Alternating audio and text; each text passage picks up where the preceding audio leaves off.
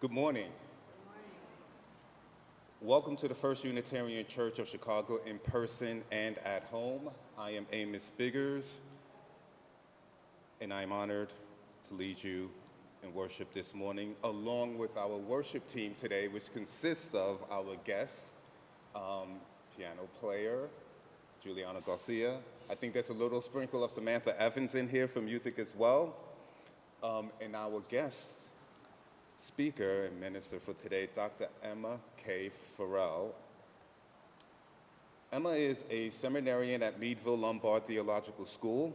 Prior to heeding the call to ministry, they worked in academia as a biochemistry researcher, taught at several universities, and worked in the private sector as an analytical chemist.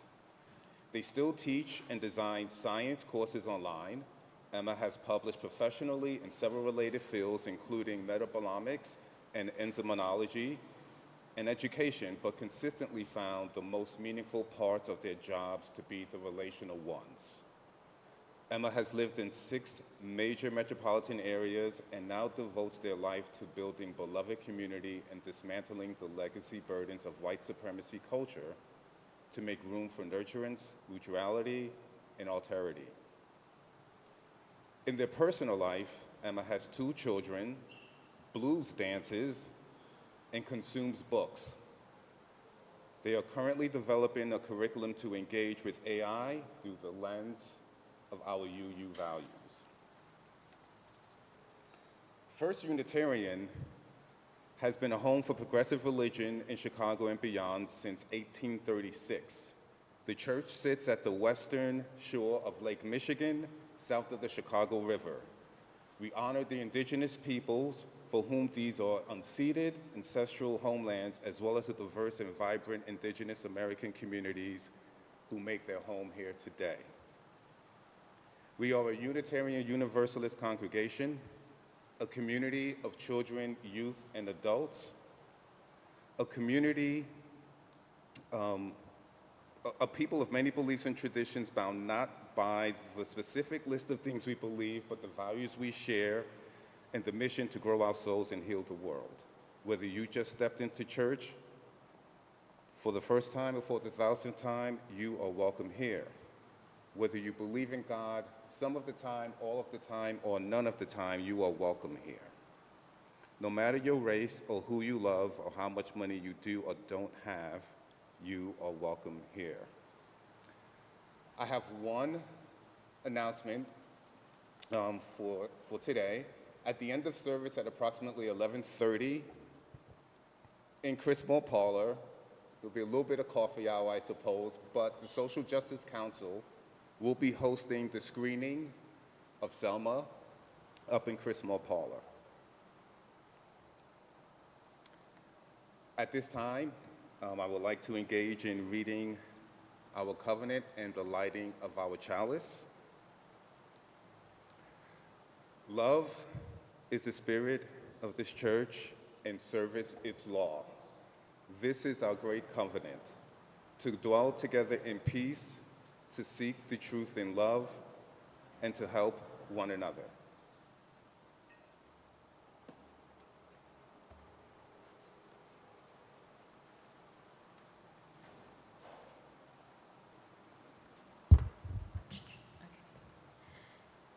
Hi everyone, my name is Samantha and I will be leading us in our opening song today. The name of it is Let the Beauty.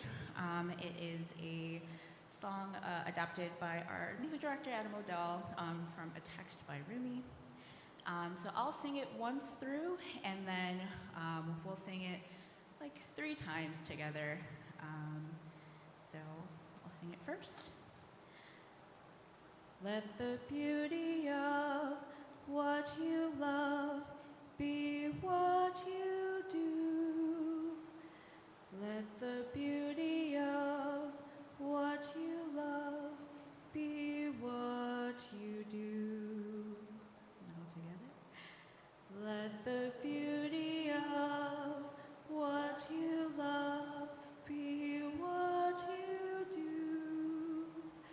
Let the beauty of what you love be what you do.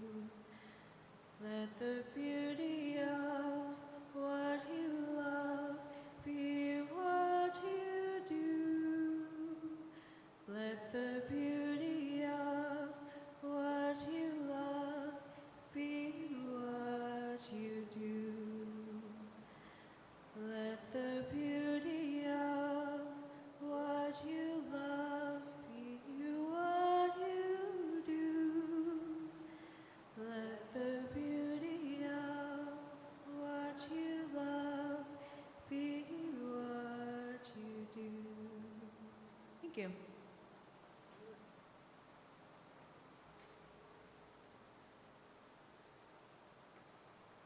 Beautiful, thank you.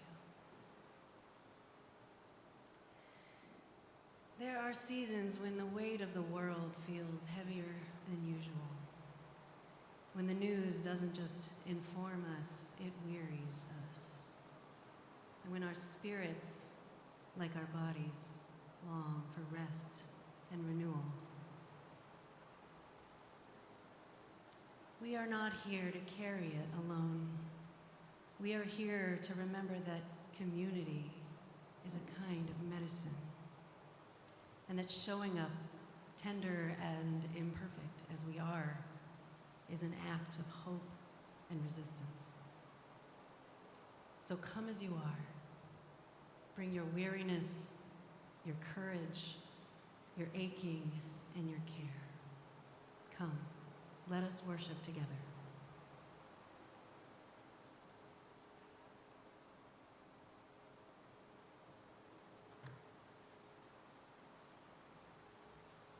All right, long time no see. All right, so we'll be singing our hymn 101 in the Great Hymnal, Abide With Me. Stand and body your spirit, if you're able. That's 101, the Great Hymnal, Abide With Me.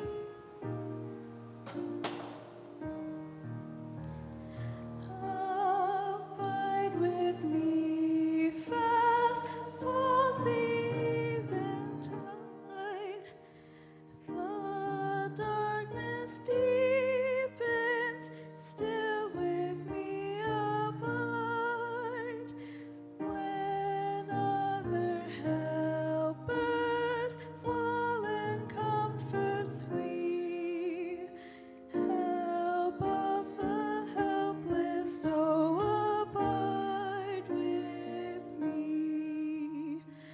Swift to its close ups, outlines little day. The darkness in its glories pass away. Change and decay, and all around I see.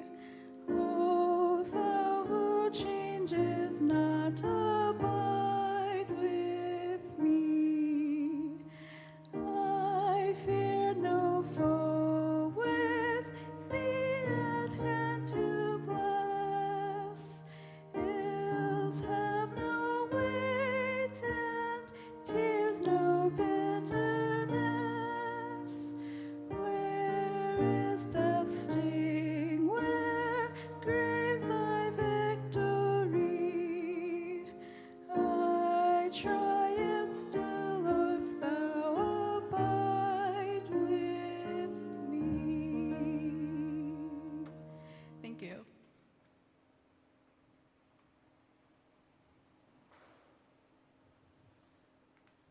Good morning, everyone. It's our time for all ages now, and this morning I get to be Mother Goose. So, if any of you want to come and help be a goose with me, come on up. And I'm talking about people who are grown in body too. I'm gonna need a few volunteers. Yes, thank you, Liz. I'm gonna need a few volunteers because we are gonna all be geese today. Perfect, you know exactly what they sound like. Perfect, thank you. So I'm hoping we can form a little V, and maybe the head goose could be like, see that little circle on the ground over there? Maybe the head goose could be on that circle, and then the two of you could be behind. And I'm wondering, are there any other people who might like to be a goose this morning? Are any of you silly enough to be a goose? You decide, right? Yeah, I like that, Liz. Thank you so much. Thank you. We have another volunteer. Yes, perfect. Okay. So here's what's going to happen is I am going to read a fact about a goose or about geese, and each time I read a new fact, I'm going to ask for the head goose to fly to the back of the V and another person, another goose, to come forward. And you guys already have the formation perfect. You have your V. Okay, so here's your first fact. You want to join us or you'd rather sit? Okay. First, as each bird flaps its wings, it creates an uplift for the bird immediately following. And by flying in V formation, the whole flock adds at least 71% greater flying range than if each bird flew on its own. People who share a common direction and a sense of community can get where they are going more quickly and easily because they are traveling on the thrust of one another. Beautifully done, y'all. The head goose can move to the back, and the rest of you can, one person can move forward to the point position. Yes, perfect, just like a goose would do. Number 2, when a goose falls out of formation, it suddenly feels the drag and resistance of trying to go it alone and quickly gets back into formation to take advantage of the lifting power of the bird in front. So if we have as much sense as a goose, we will stay in formation with those who are headed the same way we are. You guys are beautiful. All right, the head goose can move to the back, and another goose can move to the point position. Number 3, when the head goose gets tired, it rotates back in the V and another goose flies point, just like we've been doing. It is sensible to take turns doing demanding jobs with people or with geese flying south. The head goose can move to the back. Thank you. Number 4, geese honk from behind to encourage those up front to keep up their speed. Oh, yes. You guys are just beautiful. The encouragement of others keeps us going, right? And our 5th fact, so if the head goose wants to move back, thank you. Our last fact here, and this is important. When a goose gets sick or wounded and falls out of formation, 2 other geese fall out with that goose and follow it down. Does anyone want to help our sick geese here?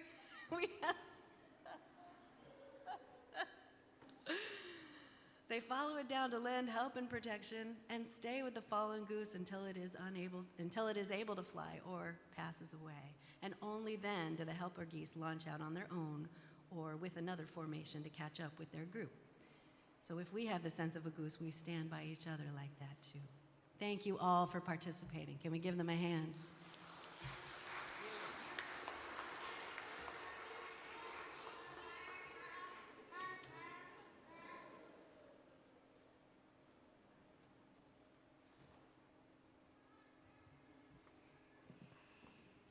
And we do have religious education classes today, so with that, we'll sing our children out, and our worship will continue.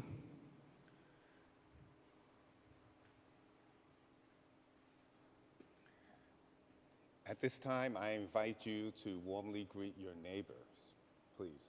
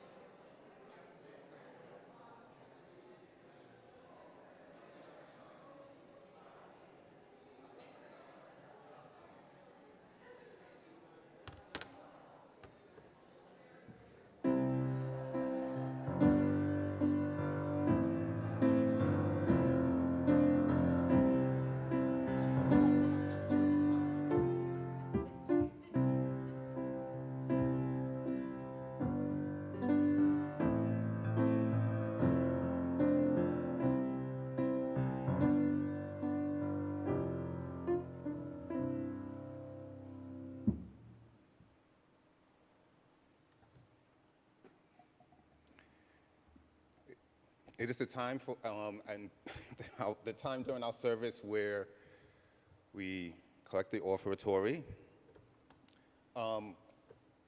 This week, I would like to say that we are sharing the offering with Uniting Voices, which, as many of us know, and some who may not, there's a great and storied history with Uniting Voices here in this church, which was once Chicago Children's Choir.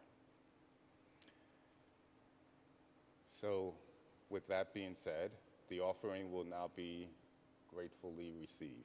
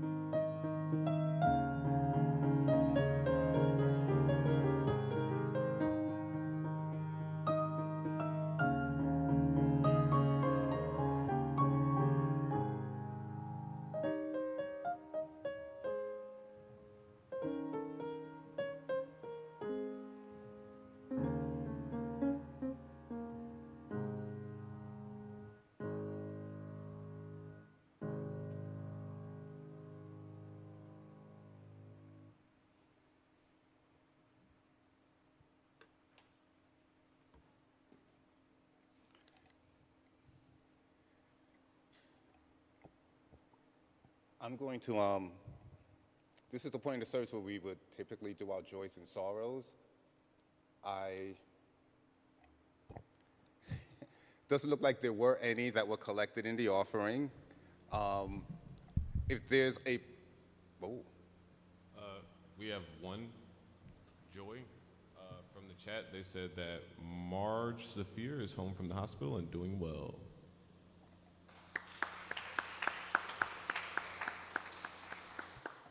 that's a great joy. I will take two, a joy or a sorrow. Someone, if there are two people, raise your hand. If not, there's one. Feel free to come up and you can stand at the mic and deliver your joy or sorrow from there. I won't do Phil Donahue today and walk around with the mic and. I have a joy to share. I had an MRI on Thursday to check for something that would have been incredibly bad, and it came out clean as a whistle. I am okay, and yeah, woo!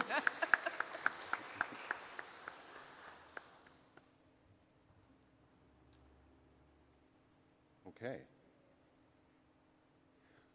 For the joys unspoken, we hold the enthusiasm and excitement around that joy, and for the sorrows that are unspoken, we hold those in a soft place in our hearts. Our reflective reading for today is Safety Net by Rosemary Watola Traumer. When I read this a few days ago when it was sent to me, and I think it's pretty great. This morning I woke thinking of all the people I love and all the people they love and how big the net of lovers. It felt so clear, all those invisible ties interwoven like silken threads, strong enough to make a mesh that for thousands of years has been woven and rewoven to catch us all. Sometimes we go on as if we forget about it, believing only in the fall.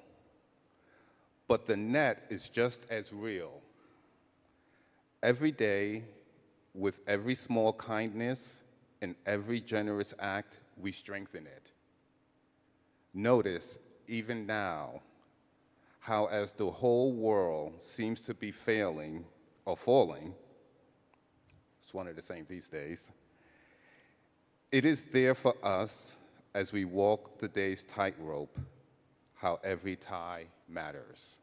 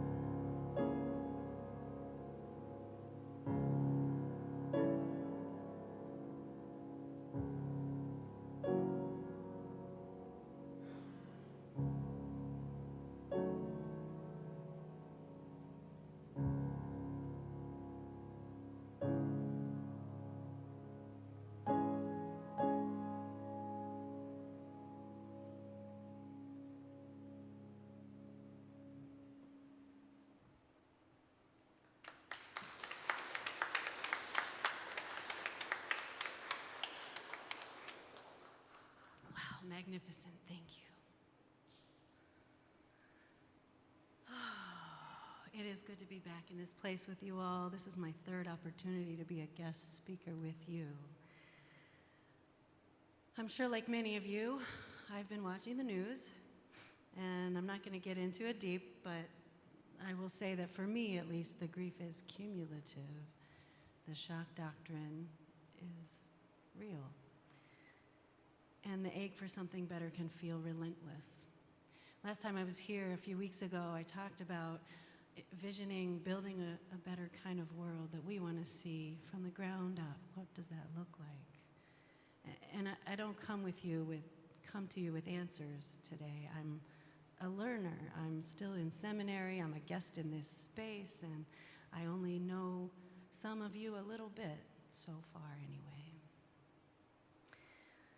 But like many of you, I'm trying to find my footing in the midst of it all. And so today I want to talk to you about what I think that looks like. And as always, I invite you to think for yourself, as we are Unitarian Universalists, about what that could look like for you. I think the last time that I felt this kind of exhaustion about paying attention and staying awake was probably at the birth of my first child. So I'm going to tell you a little bit about that story. Imagine this. 20 years of knowing for sure without a doubt that I wanted a baby. This baby was coming, but not soon enough. I was in labor for a long time, and my doctor would continually come back and check on me and check on my progress, and eventually he said, "My 12-hour shift is over, and I need to go get some rest." Must be nice. My body was at the edge of what I could tolerate. My blood pressure kept spiking. I hadn't eaten in over a day. And this baby was just content to keep getting room service and staying put. And so it was 48 hours of labor. And when this baby finally came, I put it on my chest, slightly stunned and purple. And my kid likes to tell this part of the story because I cried, but it didn't cry. And after the first several moments of absolute elation and relief, the exhaustion just came back to hit me. And anyone who's been with a newborn probably has an embodied memory of how exhausting it is to take care of a newborn. They're needing to eat every 2 hours. They're constant changing and growing in need. So that evening, I was struggling to take care of this little bundle, and an angel appeared in the form of a nurse. And she took this baby for a little while just so that I could get some rest that I desperately needed. And even though this felt like my most important job to take care of this baby, I trusted her because I was desperate.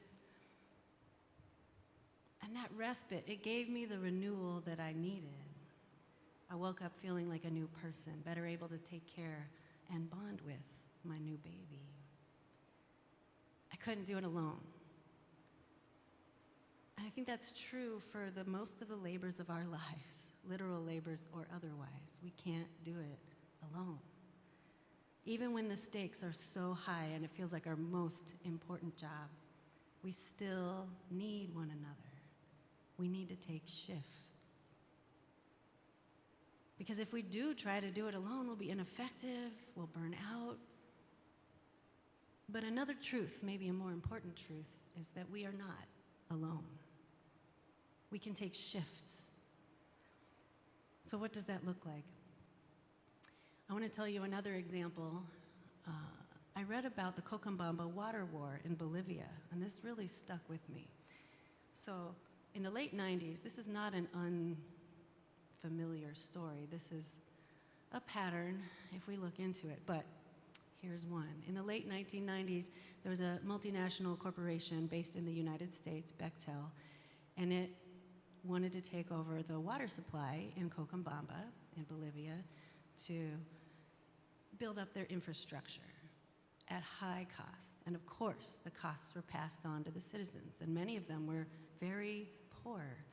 And the cost of water just skyrocketed. It went for some poor rural farmers, even those on well water who had to pay, It constituted a third of their monthly cost just for this most basic need of water.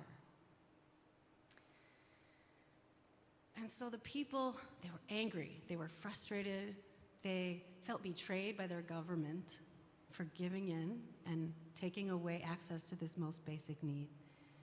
And they came together to organize and protest. But what was so remarkable about the way they did this was they organized with intention and pacing and community. They didn't try to do it all at once. And they did it in groups, taking turns. They took shifts for the revolution, you might say. There were marches, yes, and demonstrations, but there were also pauses. There were times to regroup, to care for one another, to rest, to nurture relationships.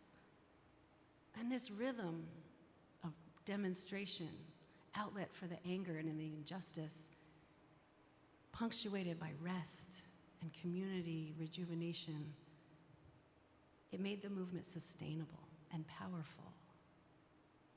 So even as the government responded with violence and some people were killed, even in the face of fear, the people held the line because they weren't holding it alone. They knew what was important and what mattered to them.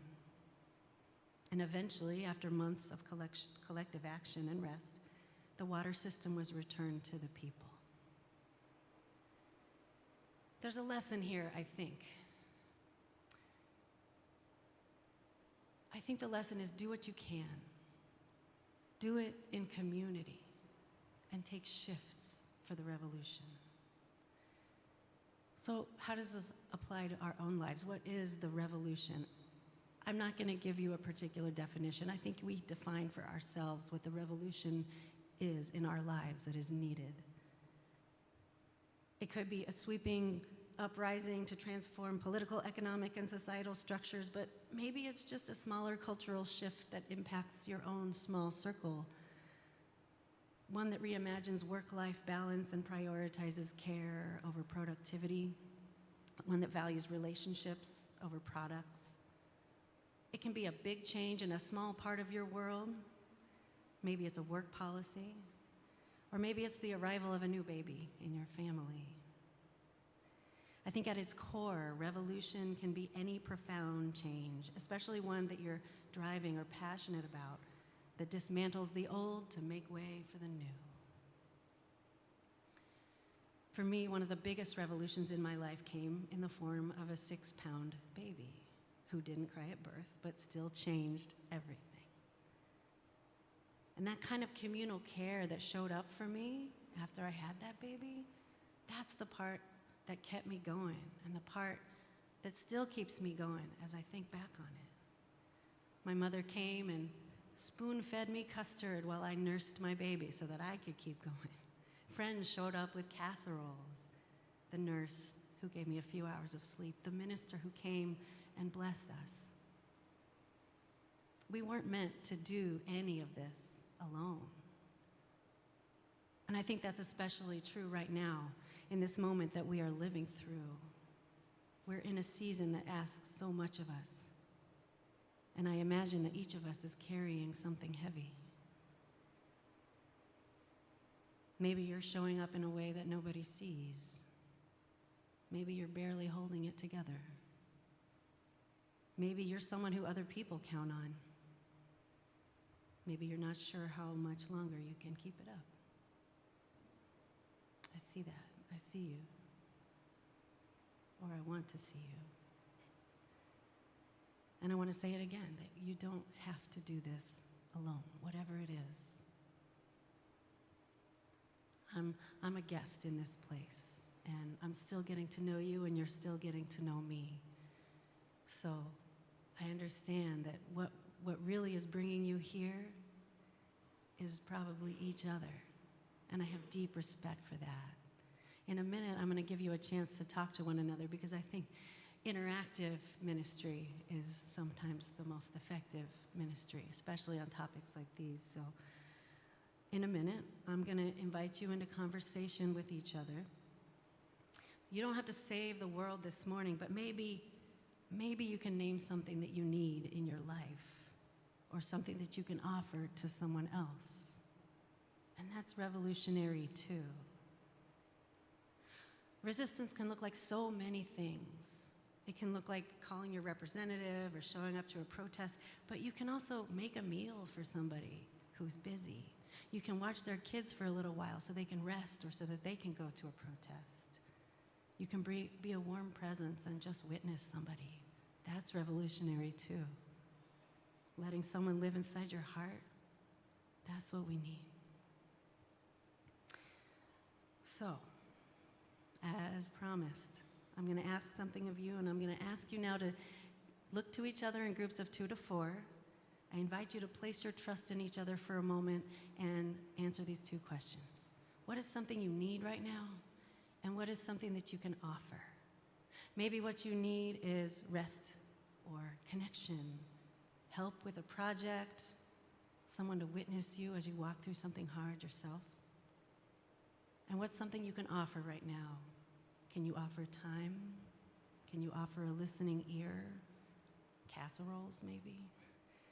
So I'm going to set a timer for 5 minutes as you turn to each other in groups of 2 to 4, whatever seems right. What's something you need right now, and what's something you can offer? I'll watch the clock.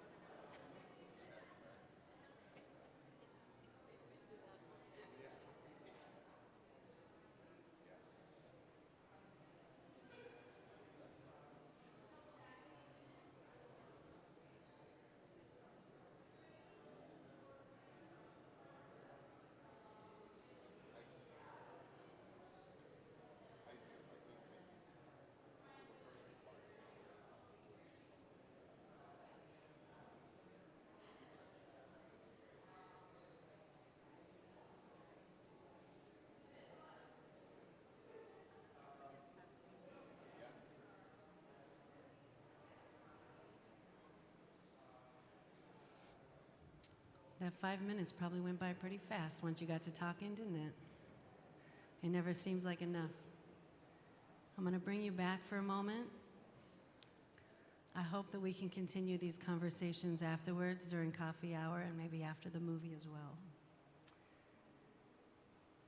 Did you feel, when you were sharing, after sharing this morning, do you feel connected to each other more? Yes, I see some nods. All right. Did you discover something that you could ask for? Not as much. Did you discover something that you could offer to someone that they might need?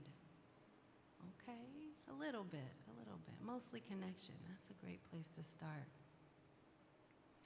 Did you sense even a little bit that you're less alone in all of this?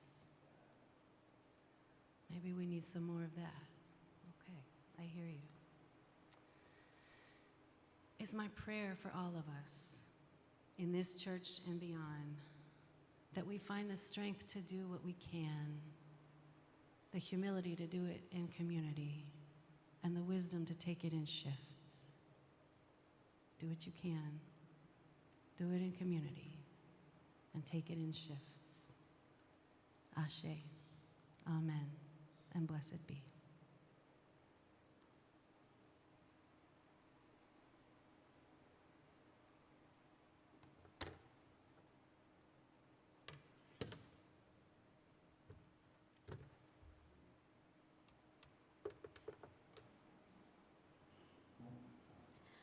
All right. So our last hymn of the day is going to be hymn 168 in the gray hymnal. That's one more step. Please stand in body or spirit. Again, that is hymn 168, one more step.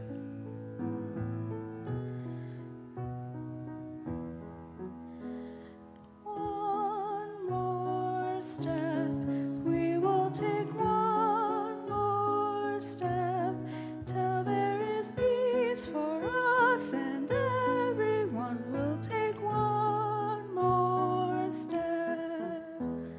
One more word, we will say one more word till every word is heard by everyone. We'll say one more word. One more prayer, we will say one more prayer till every prayer is shared by everyone. We'll say one more prayer. One more song, we will sing one more song till every song is sung by everyone. We'll sing one more song.